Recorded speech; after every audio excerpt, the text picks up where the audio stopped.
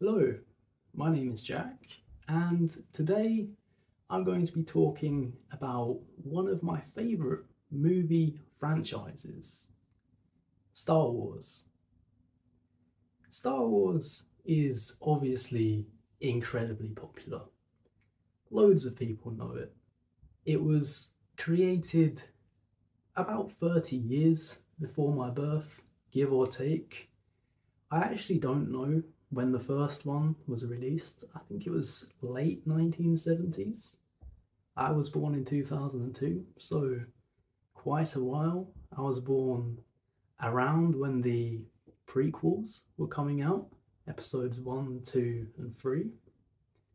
But I think, in my opinion, the original trilogy was better. The original trilogy, episodes 4, 5, and 6, with Luke and Leia and Han Solo.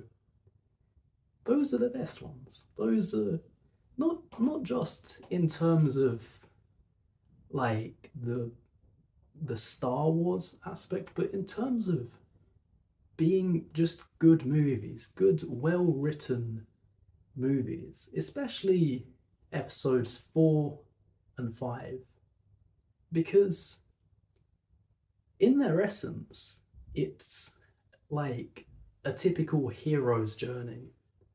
Take number 4, for example. We don't really know anything about Luke. Luke is a completely random person on Tatooine. He's a farmer, doesn't really have much of a life. But through the way that the universe is, this story finds him and it almost calls to him. At the start of the movie, when we are first introduced to Luke, when he buys the two droids, C3PO and R2D2, the only reason he's still there and hasn't gone to join and fight with the resistance is because he's staying to help his uncle on the farm. But on the first night that the droids are there, R2D2 runs away. R2D2 goes looking for Obi-Wan Kenobi, or Ben Kenobi, as Luke knows it. And then when Luke goes to go and find R2D2, he gets attacked by the Sand People and saved by Obi-Wan Kenobi. But when he goes back to find his uncle at the farm and his aunt, he finds that they've been killed by stormtroopers. And that obviously is incredibly tragic, but also symbolic. But because it was the only thing that was keeping him from leaving. And now he has no reason to stay. So it's almost like fate. He has to go, and the world, in a way, is calling him to go out. And then he travels with Obi-Wan Kenobi, obviously, to the Death Star. And while going there on the Millennium Falcon with Han Solo and Chewbacca, begins to learn about the Force. And the Force is obviously a very symbolic thing. There's a lot of ties to different religions in there and aspects that are common throughout different how do you call it? Spiritualities, I suppose. The kind of idea that there is a unifying energy and a way to connect yourself with that energy and feel the world around you. And it just so happens that in their universe, you can use it to move things through the air, which I think is personally incredibly cool. When I was 5, I wanted to be a Jedi, as did every other 5-year old. So I think that was incredibly cool. But then obviously he finds Leia in the Death Star and he saves the princess. But then he gets to see Obi-Wan Kenobi fight Darth Vader. And Obi-Wan Kenobi, in that fight, knows that he isn't going to win. So, what does he do? He knows when Luke is watching him, he surrenders and lets Darth Vader strike him down. And then when he gets hit, his body disappears and he becomes the Force. And that also is incredibly powerful because it demonstrates to Luke that there is something higher and that he should trust in such a thing. Because Obi-Wan trusts it enough to give his life for it, and he's just demonstrated that to Luke. And you see that later in the movie as well, when Luke is flying towards the Death Star at the end, and he has the targeting computer on that's telling him when to take the shot. And already someone had used that before and got the lock, and the missile had missed. So when he's going up, he hears Obi-Wan Kenobi say, "Use the Force, Luke." And that's probably one of the most iconic lines in any movie. But it also matters, the idea of it saying, "Trust yourself." So he moves the computer away and trusts his feeling and his instinct. And he takes the shot. And the shot is a direct hit. It goes and it explodes the Death Star. And then the good guys win. And that kind of is the hero's journey in essence. A compelling force has compelled him to leave home. And then he's essentially gone on an adventure, and he, at the end of it, has learned to trust himself. He's not found anything other than himself and what he already had. But the journey was required to do that. And I think that's obviously quite an important thing. And then there are already, that's only the first movie. You have the next movie, number 5, which is just the best one. Because in that one, the good guys lose and the bad guys win. And that is bold from someone making a movie, I think, to let the good guys lose. But it's also incredibly important in building a character. Because in the movie, Luke, you see at the start that Luke has been learning about the Force a little bit. Because when he's on the snow planet and he gets hit by the big snow monster and he's in the cave and he's hanging upside down and he sees his lightsaber and he puts his hand out and uses the Force to bring it towards him. So you can see that he's been learning a little bit. But then he goes to Dagobah to meet Master Yoda and learn the way of the Force.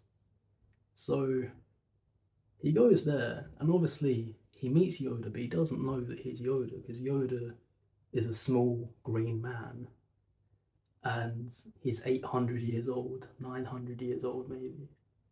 And he thinks, this can't be Master Yoda. When's this old idiot going to show me where Master Yoda is? But then Yoda demonstrates the Force by lifting his plane, his spaceship, out of the swamp. And that also demonstrates to Luke that you don't have to be physically strong to wield the Force. You have to be strong with the Force. I think that's important. But he goes and he doesn't complete his training. He starts his training, and then he has the vision of fighting Yoda, and he sees his face underneath the mask of Yoda, Darth Vader even. So he sees his face and he's like, I have to go and fight Darth Vader. And Yoda says, no, you're not ready. But he says, no, I have to do it. So he goes and he shows courage to do it, and he has the bravery to fight Darth Vader. But he doesn't have the skills yet. So obviously he loses. He loses, and then he loses his hand in the process. It's a significant loss to him. But at the end of the movie, you kind of realise that he's going to learn from it. And then in the last movie, Even from the first scene where he walks into Jabba's palace and chokes the two guards, you can see that he knows how to use the Force now. He's a master of using the Force. And even throughout the movie, the first lightsaber scene where he has the green lightsaber now, he's made his own lightsaber. He's a proper Jedi. And then he has the courage to go and face Darth Vader alone, um, while his friends are fighting to defeat the Death Star as well. And in the end of it, he says, "No, Darth Vader is my father. I will not fight him. I will put my weapon down and let you electrocute me so that I will not kill him and take his place." And at the end of it, it's that gesture that turns Darth Vader back and makes him kill the Emperor, lift him up and throw him down the big cylindrical thing, the big vent. So that is also incredibly symbolic in a way, because it's come full circle. He was ready to lay down his life as he saw Obi-Wan do in the first movie. And that is kind of the symbolism of him reaching the highest level that a Jedi can be. You know? I don't know. I think that arc of the story is incredibly important. And then you have episodes 1, 2, and 3, which aren't necessarily as good, but they are still really good, I think. Even like the fact that the movies aren't as good is made up for by the fact that the fight scenes and lightsabers are really, really cool. I think that's good.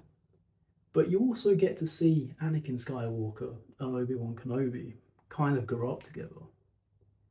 And it does an incredibly good job of creating these characters so that they are the way that they are in the original trilogy, the one that's already happened for us, the viewer.